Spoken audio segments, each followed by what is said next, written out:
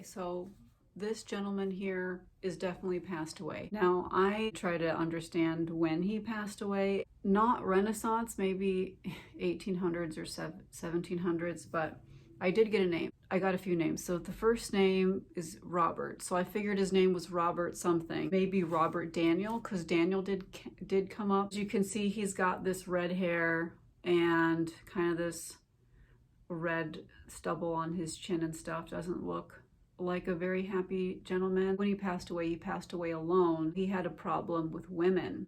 Why did he have a problem with women? It was because he had too many. He had too many of them. He kind of used women for comfort, and then he didn't respect them, but he still craved the attention of women. So what he was trying to come in and tell me is that he regrets the fact that he died alone because he was never in a relationship where he like respected his partner. I think he's learned a lot in the afterlife. He was coming forward to kind of explain to me that, you know, he had a lot of secrets during his lifetime, and he was explaining to me that people can have a lot of secrets and still love you or still want to have a relationship with you even though they have a lot of secrets, because I know that some people around me have secrets, and so it's not good or bad, it just is what it is. And so he was trying to almost explain that to me, that it's okay for somebody to have secrets, because if they feel a certain way about you anyways, then it doesn't matter.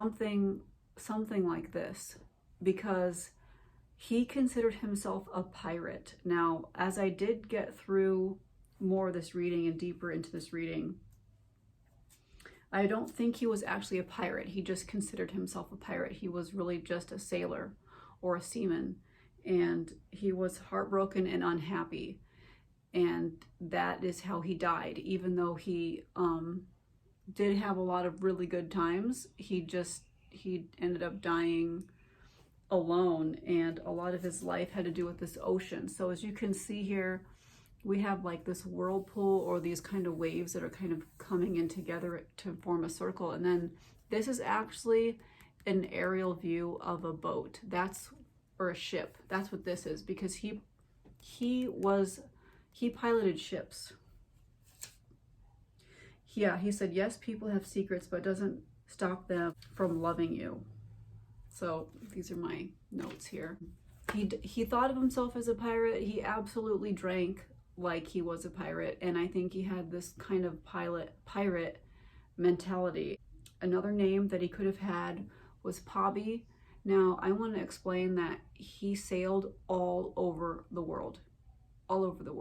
So it became apparent that he might have had different names because some of the cultures he was interacting with were not English speaking, and so they have like different nicknames or like monikers that he could go by. So this guy here, Robert, was very emotional. He was a very emotional man, and he was kind of going off the handle all the time during his life, and he was pretty much emotionally unstable. He didn't take responsibility for all the storms that he created, and so he was using the metaphor of a storm with me a lot. So he was saying like, this is like a storm, it's like a whirlpool, and then these are also waves that were created by a storm that are around this aerial view or bird's eye view of this ship. Now, he did consider his emotional outbursts, or his like the way he lived his life, is like storm after storm after storm, and he was creating storms, and he was creating like emotionally unstable situations or something. And then he said, if they can't love you, it's because they can't handle their own storms. So the idea is like some of this emotional energy creates a storm, and so everybody, all the individuals, have to take responsibility for the storm that they create themselves. And he did not do that during his life. He just kind of, you know, was extremely swayed by his emotions, and then that ruled all his relationships. And then of course he didn't respect people that he was in these relationships with. there wasn't like one particular person that came in that he would have loved the most. He just, he almost kind of said like, it didn't even matter who it was, as long as he would have had a partner in the end. Like it would have just been nice to just have had someone. And I don't think he had anyone.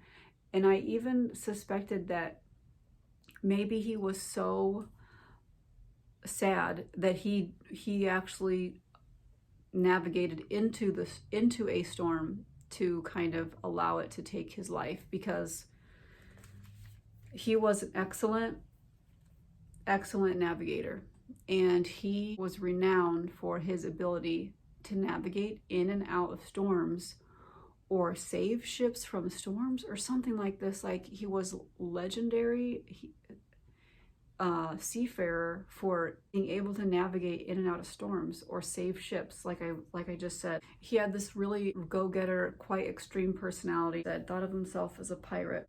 He said, "You are responsible for handling the storms you will be navigating into." So that's kind of like what he's saying now in the afterlife, because he didn't do that when he was alive. He didn't ever take responsibility for the storms that he navigated into. And so this would be a good example of a storm. It's really a whirlpool, but I think that one of the things he was trying to say is that if you're on the open ocean, one of the most scary things that you can see is a whirlpool, because you don't really know like what's causing the whirlpool. And I don't personally have a good understanding of seafaring or navigating with boats. I'm just taking it from what he said, and he said that you don't want to see this. So this was a real source of terror on the open ocean. Yeah, he said navigate your own storms, and this helps with relationships. That's so all this seafaring in and out of storms, it was something that he could have applied to his, interpersonal friendships, relationships, family relations, all this, and he never did it. He never. And that's why he's kind of coming in here to kind of explain to me some stuff that I'm definitely thinking about. And then also, yeah, he's urging us to take responsibility for our storms and how we handle them. That's really it. I mean, that's really what he was saying to me. And I could tell he was coming from a place of regret, that he wishes he would have handled things different in his life. I do think he died kind of young. Now, if he was a seafaring sailor in the 1700s or the 1800s, he probably would have died somewhat young, especially if he lived a really tumultuous life and he was always caught up in some sort of emotional storm of some sort. And if he did go out and off himself that way, I mean, I definitely thought about if that was how he died. So yeah, take responsibility for your own storms. Like, I know I'm definitely doing that or attempting to do that. And if you know who this guy is, Robert Daniel, if you know who this is, please reach out. Then this is your reading. I hope you like this reading. Also, I'll be giving Spirit Art readings tomorrow at Serenity Rocks / Halos Holistic Healing Center from 10:30 a.m. to 3:30 p.m. Hope to see you there. Bye.